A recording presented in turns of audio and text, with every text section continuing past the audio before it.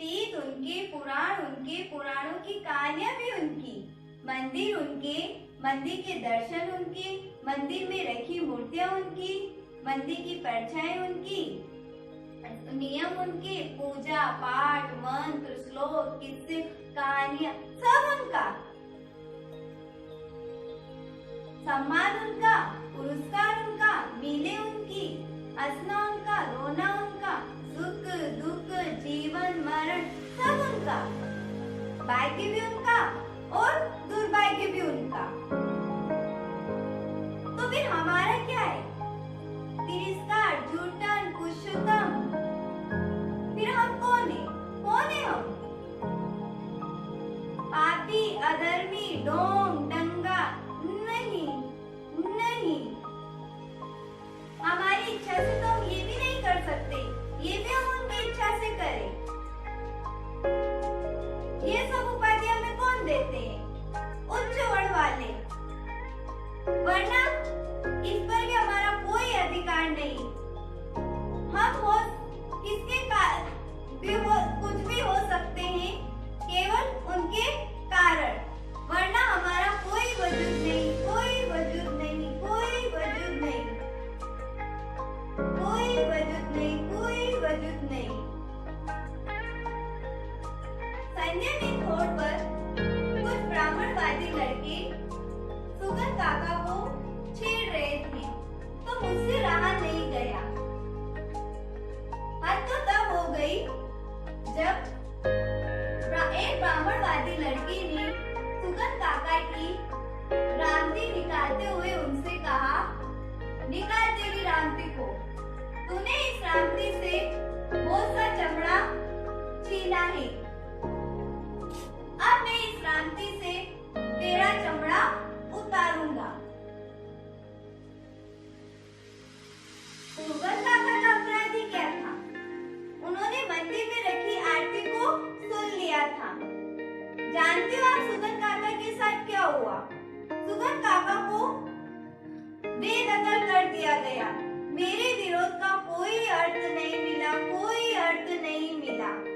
जब शाम को सेठ जी घर वापस आए तो मैं उन्हें देखकर रोने लगी। सेठ जी मेरी मन की गाथा को समझ गए थे और बोले, सावी, यही तो हमारी लड़ाई है। और इस मनमानी सोच का शिकार केवल मोची काका ही नहीं, न जाने कौन फूल वाले, चुल्हारे, मल्हार, गोभी, उमा, न जाने कौन है। तो उस दिन सेठ जी ने मेरे विरोध की बहुत तारीफ की। कहने लगे, सावी, अब मुझे पूर्ण विश्वास हो गया है कि जो लड़ाई हम लड़ रहे हैं उस लड़ाई में हमारी जीत निश्चित है, क्योंकि अब इस लड़ाई में मैं अकेला नहीं हूँ, तुम भी मेरे साथ हो। तो सावी, सेठ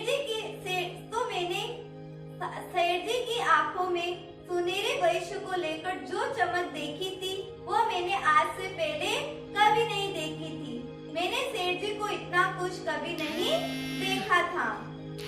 ये लो, मैंने सारी भूमिका बांध ली और ये तो बताया नहीं कि सेठ जी कौन है और मैं कौन हूँ।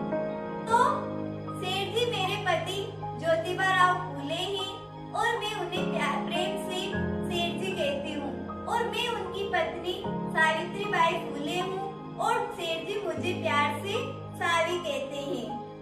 हम यही पुणे में रहते हैं।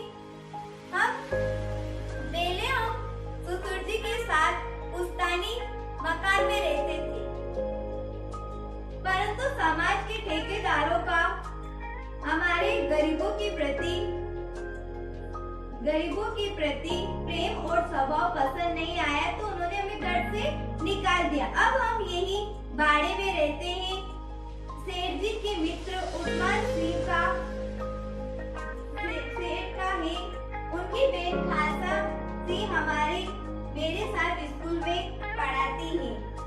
10 साल हो गए हमारी शादी को, लेकिन ऐसा लगता है जैसे अभी हमारी शादी हुई है। 17 जुलाई की नाइट होम को मेरा जन्म हुआ था। जब मैं 6 साल की थी तो समाज को लगने लग गया था कि मैं बूढ़ी हो गई। मेरा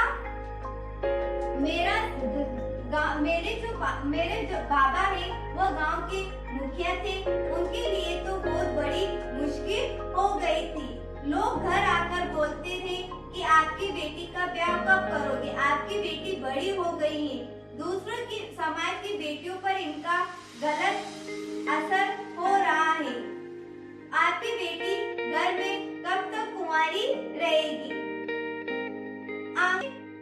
आपके पेड़ को खेलते देख बाबा बात को टाल देते थे और कुछ नहीं कहते थे और चले जाते थे। बड़ा शौक था मुझे बचपन में गुड्डे गुड्डी बनाने का, लेकिन माँ से हमेशा बचाकर रखती थी, क्योंकि माँ के हाथ में आते ही ऐसे सुहा हो जाती थी जैसे लड़की का बचपन कभी चूल्हे की आग में, कभी रस्मों की आग में और कभी बचपन की हवन कुंड में भस्म हो जाता है। माँ ने तो जैसे ठान ही लेती कि मेरा विवाह करा के रहेगी। कभी वो मेरे पीछे पड़ी रहती थी कि खाना बनाना सीख, तू बड़ी हो रही है। और दादा जैसे ही माँ के सामने आकर पढ़ते थे, माँ किसी पुरोहित की तरह रटे रटाए मंत्र जापने लगती थी और बोलती, ये मुर्गी पूरा दिन उछलती कूदती रहती है, हड्डी पसली टूट गई तो कौन विवाह करेगा इससे। ये हमारे एक पार्ट की तरह हमारे गले में अटकी रहती है। आप सुन रहे हो ना, लड़की जाते आखिर कब तक अपने गले पड़ी रहेगी। जितना जल्दी हो सके बेटी को दूसरों के आंगन में फेंक दिया जाए उतना ही अच्छा है।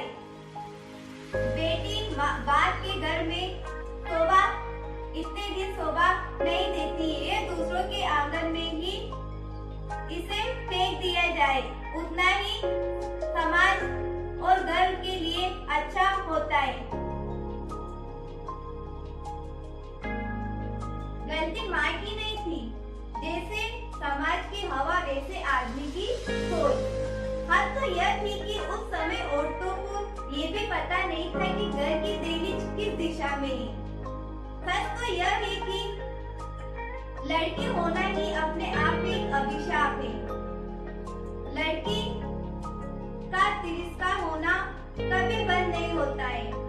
माँ बेटे के लिए बेटी का तिरस्कार कर देती है, पति बेटे के लिए पत्नी का तिरस्कार कर देता है और बेटा परिवार के लिए माँ का तिरस्कार कर देता है। समस्या बेटी स्त्री का केवल रूप बदलता है, माँ, बेटी, पत्नी, दादी, लेकिन तिरस्कार होना कभी नहीं बदलता। समझ का तिरस्कार होना नहीं, स्त्री ही लड़की ही तिरस्कार है। उस समय लड़की का बचपन तो चूल्हे और विवाह में ही बदल जाता था।